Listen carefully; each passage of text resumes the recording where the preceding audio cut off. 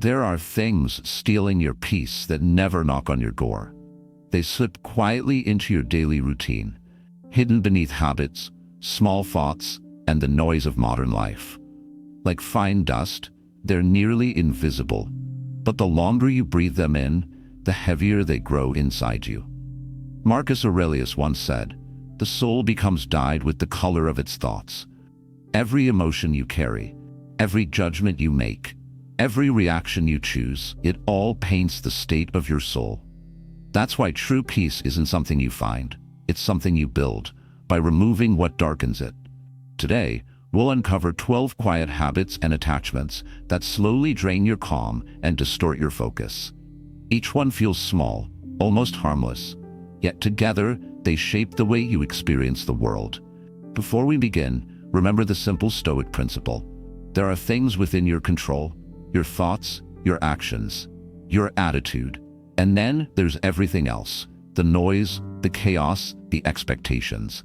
Peace begins the moment you stop trying to control the noise and start mastering yourself. 1. People who drain your energy. Some people enter your life like sunlight.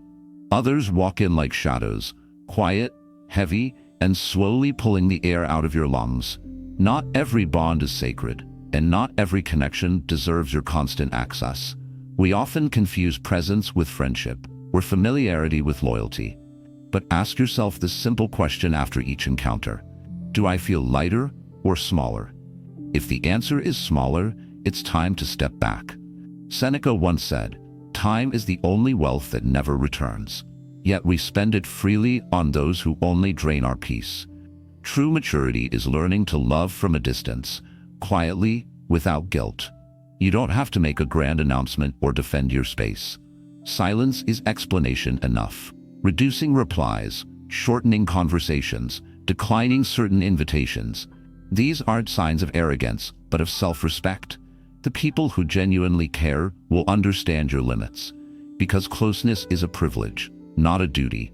The Stoic way isn't to isolate yourself from the world, but to protect the part of you that gives, your peace, your focus, your calm.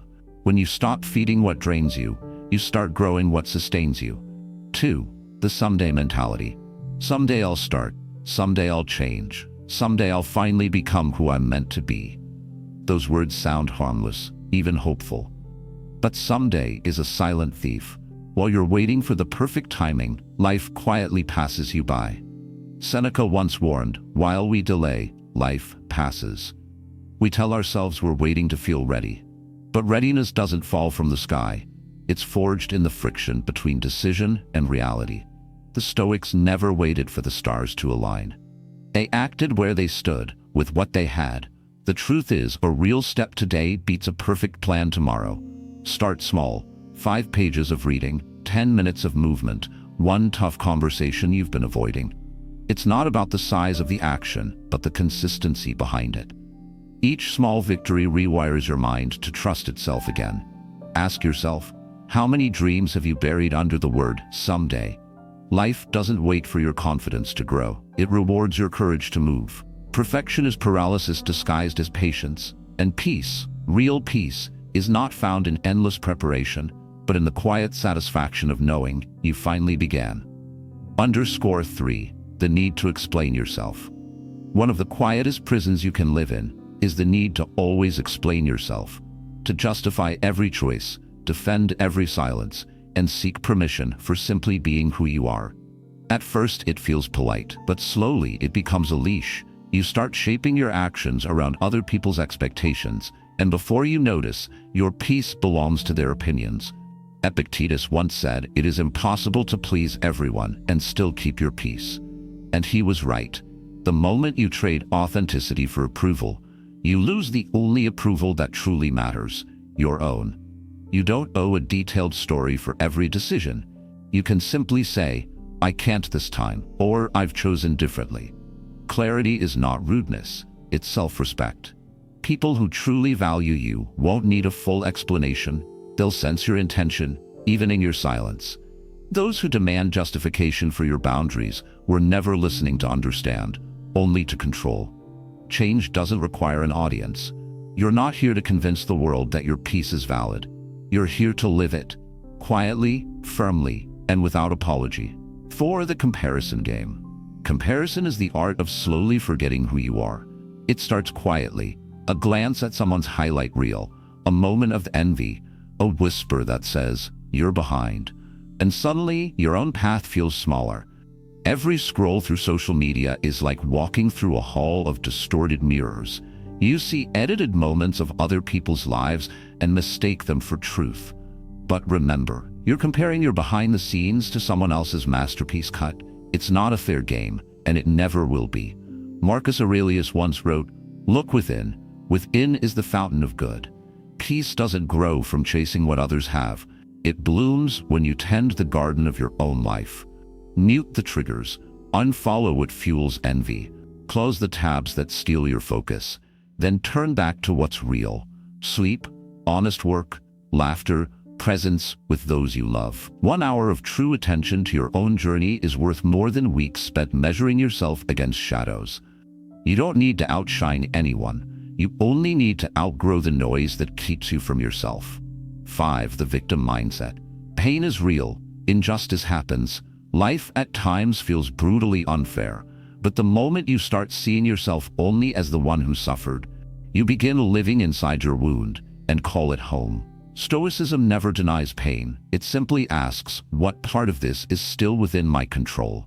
The answer is almost always the same. Your attitude, your interpretation, your next step. When this hurt me becomes I am the hurt, you've traded freedom for identity. You start wearing pain like armor, hoping it'll protect you, but in truth, it only keeps you from healing. Seneca once said, "We suffer more in imagination than in reality."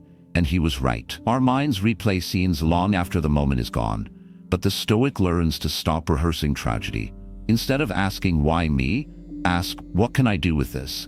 Start small, wake up early, keep a promise, forgive someone who never apologized. Every small act of strength is a crack in the walls of self-pity. And through those cracks, light returns. You're not the story of what broke you. You're the author of what comes next.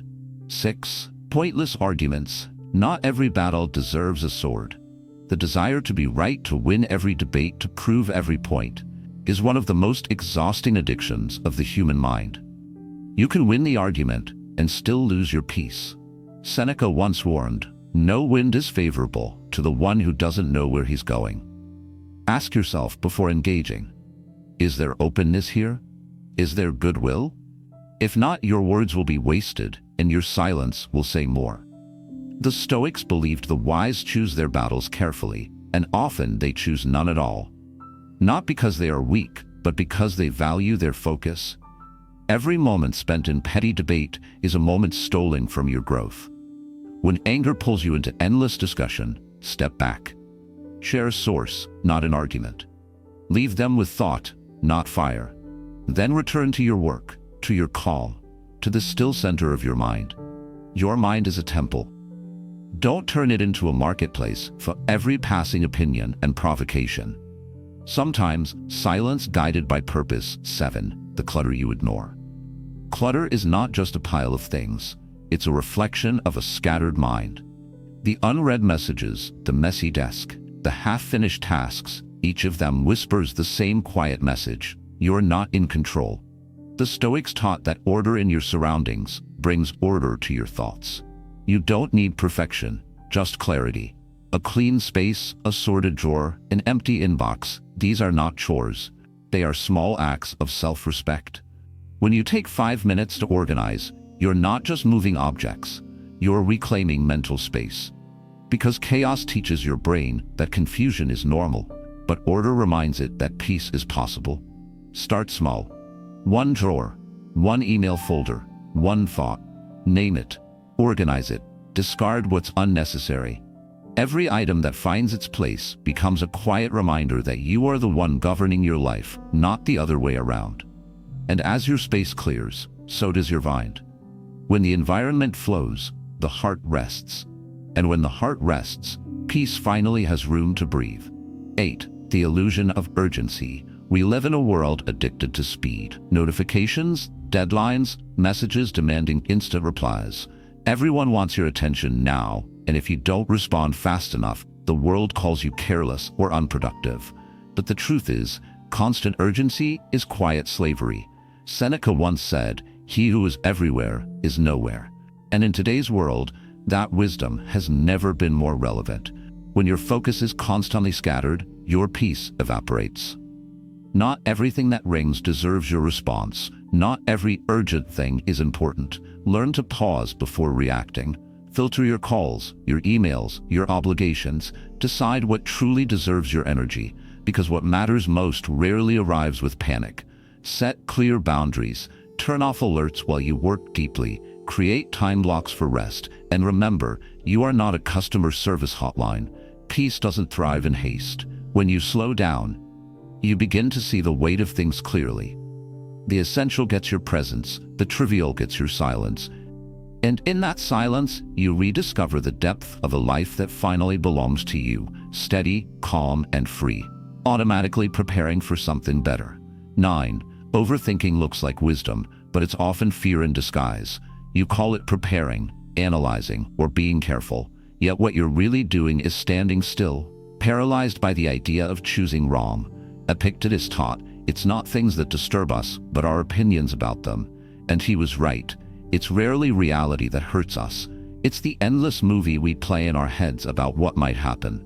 We replay, we imagine, we build entire stories from shadows. But peace doesn't live in perfect answers, it lives in clear decisions. Write the question down. List 3 real options. Set a short deadline, minutes for small things, hours for medium ones, days for the big ones. Then decide. Act. Let reality teach you faster than your fears ever could. Action wipes the dust off the window of the mind. It turns confusion into clarity, noise into movement, and doubt into direction. You don't need to think your way into peace. You need to move your way toward it. Because once you start, the mind finally understands.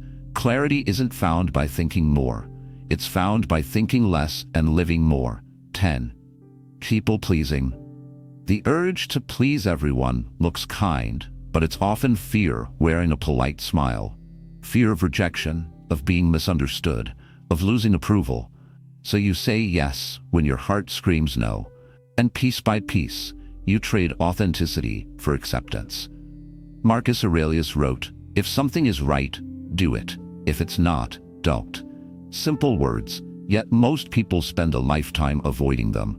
Because saying no feels like disappointing others, when in truth, it's the first step to stop disappointing yourself. Every small, honest refusal, "Thanks, but I'll pass. I can't take that on right now," is a muscle of self-respect being strengthened. Those who truly care for you will never be threatened by your boundaries. They understand that real connection doesn't require compliance, it requires truth. And those who grow angry when you draw a line, they never wanted connection, they wanted convenience. Peace begins when your approval no longer depends on applause.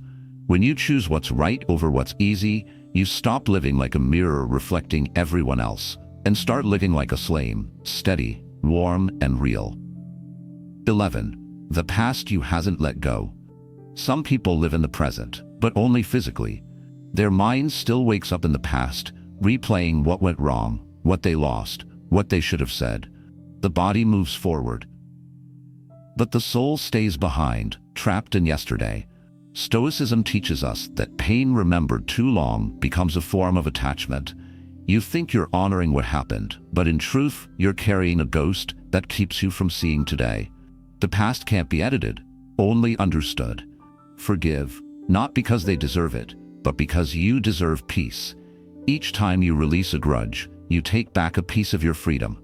Ask yourself, if you've survived it, why still live inside it? That chapter shaped you, but it doesn't define you. The Stoic doesn't erase pain.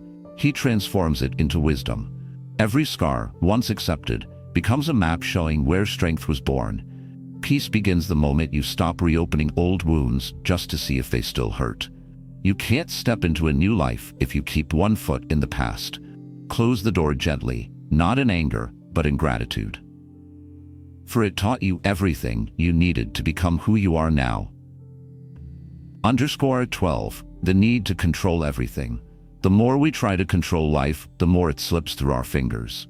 We want to manage outcomes, emotions, timing, even people. We tell ourselves it's responsibility, but often it's fear. Fear of chaos, fear of uncertainty, fear of not being enough if things don't go our way. But the Stoics taught a liberating truth. There are only two kinds of things in this world: those within our control and those far beyond it. Your thoughts, your actions, your attitude, they belong to you. Everything else is noise, unpredictable, uncontrollable, and often irrelevant. The moment you stop fighting what's beyond your reach, you start reclaiming your power where it actually lives, inside you. Let people be who they are. Let life unfold as it will. You are not here to dominate every storm. You are here to stand still in the middle of it, calm and unshaken. Peace begins not when you have control, but when you no longer need it. Let go of the illusion that the world must bend to your will. Freedom is not found in holding tighter. It's found in finally opening your hands. 12 things. 12. Closing reflection, the return to peace. 12 things. 12 quiet cuts that carve the path back to your peace. The Stoics knew a sword is sharp not because of what's added, but because of what's carved away. So today, choose one thing to release. A person, a habit, a thought, a burden. Start small, start softly, but start. Because peace doesn't arrive with noise or applause. It comes quietly, like breath returning to the body that finally stopped fighting. If these words spoke to you, it means something deep inside you is already searching for calm. Not the kind the world gives, but the kind that can't be taken away.